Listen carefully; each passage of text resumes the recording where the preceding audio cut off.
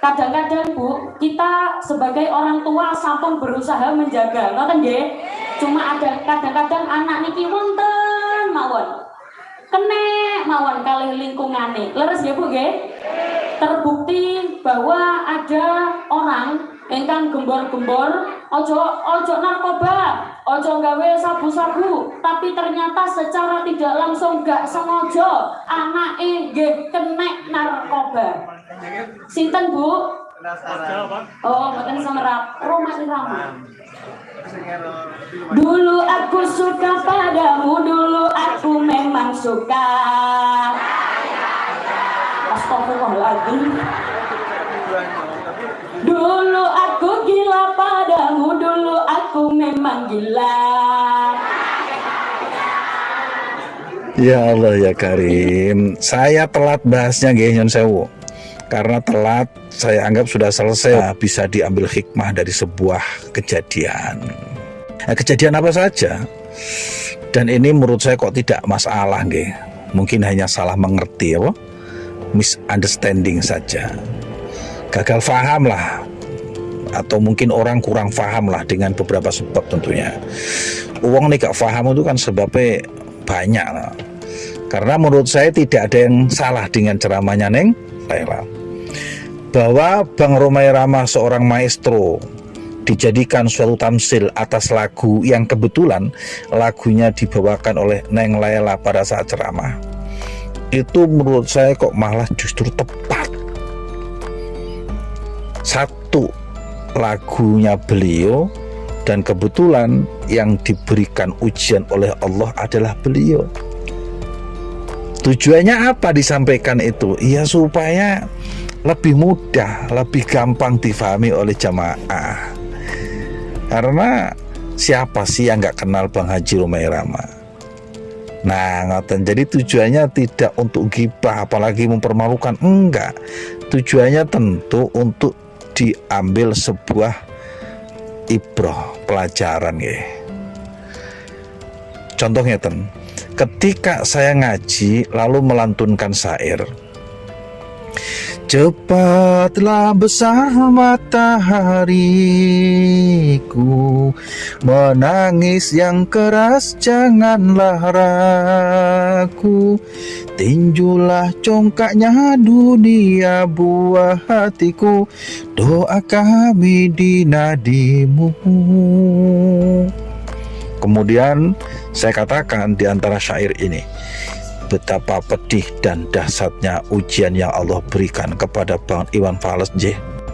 Beliau kehilangan matahari dalam hidupnya. Matahari dalam tanda kutip ya maksudipun. Lalu apa kemudian yang saya bicarakan ini dianggap salah? Tolong difahami nggih.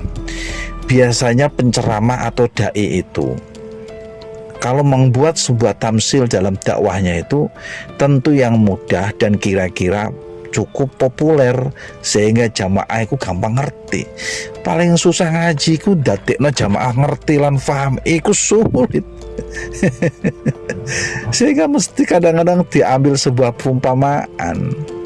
Atau misalnya saya menyanyikan lagu gelas-gelas kaca, tunjukkan padaku di manakah aku ini. Apa? Ya bener ya. Siapakah aku ini kan ya.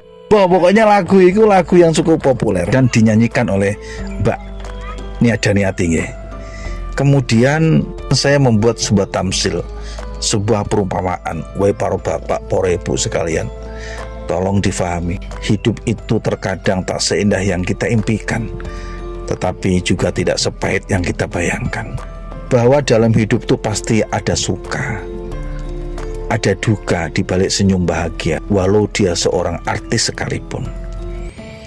Lagu Gelas-Gelas Kaca ini seolah mewakili jeritan hati seorang perempuan sekelas Nia Daniati.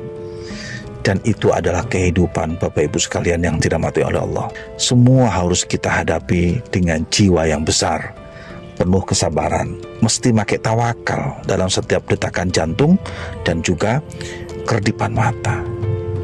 Lah terus apa yang saya sampaikan ini apa dikatakan saya fitnah Mbak Nia Daniati? Atau mungkin saya dikatakan fitnah Bang Iwan Fals ketika saya membawakan lagu Galang Rambu Anarki? Ya enggak lah. Kalau ada yang mengatakan itu fitnah, tak liar ngarana. Liar, fitnah nanti mana, hoak nanti mana. Kalau yang saya lihat di videonya tuh, jadi saya sempat lihat video Neng Lela ya Mbak. Sepertinya Neng Lela ini termasuk muhibinya Bang Roma tuh. Kenapa Gus sampean katakan Neng Lela ini muhibin Bang Roma?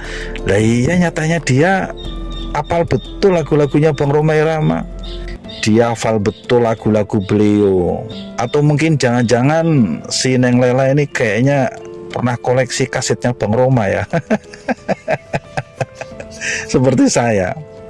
Ini saya terus terang saya muhibin Bang Roma Irama. Lagunya yang lagu album pertama, Begadang Jangan Begadang, itu kita sempat koleksi. Sungguh mati aku jadi penasaran, itu kalau tidak salah koleksi album keduanya.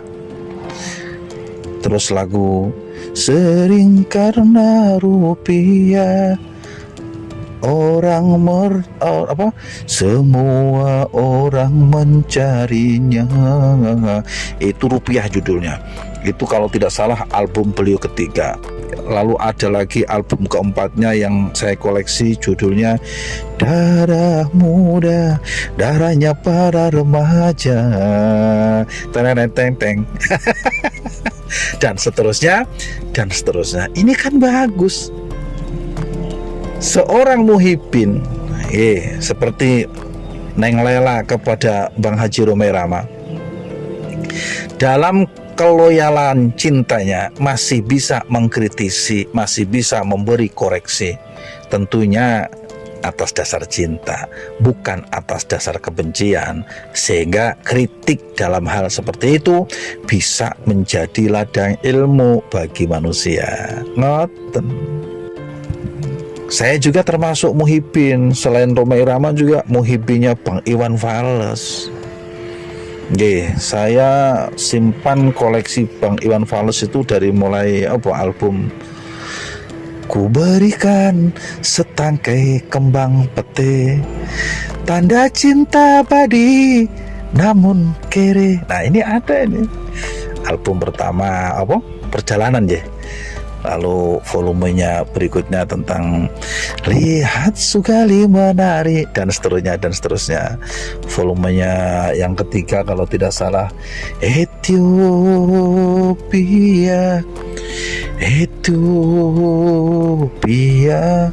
Ada lagu berikutnya Buku Ini Aku Pinjam, sampai album bersama Kantata Takwa kita koleksi itu. Tapi nggak tahu kemana sekarang ini. Nanti tak cari lagi.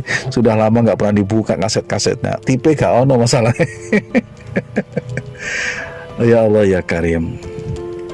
Tapi muhibin saya terhadap Bang Roma, muhibin saya kepada Bang Iwan Fals, cinta maksudnya nggih. Apa terus menjadikan saya buta terhadap hal-hal yang menyangkut orang-orang yang menurut saya termasuk saya kagumi? Kan enggak juga. Saya salah satu muhibinnya Habib Umar Al-Hafidh. Saya pernah cerita nggih, sampai anak saya yang kedua itu namanya tak ganti. Ya gara-gara permintaan beliau suruh ganti waktu itu tahun pinten nggih. 2000 piro iku, 2004 piro, lupa lali neh lah. Tetapi apa terus saya menjadi taklid buta dengannya? Enggak. Yang benar saya jadikan ilmu, yang salah ya saya tak reken. Tinggal no. Itu yang dulu pernah Bapak sampaikan sama saya. Nek kamu jadi muhibin, kamu seneng kepada siapapun, kalau kira-kira bener ya ikuti cung, tapi nek salah ya wis bar, gak sah direken, buang aduh-aduh. Lah itu muhibin yang baik, muhibin yang sejati itu begitu.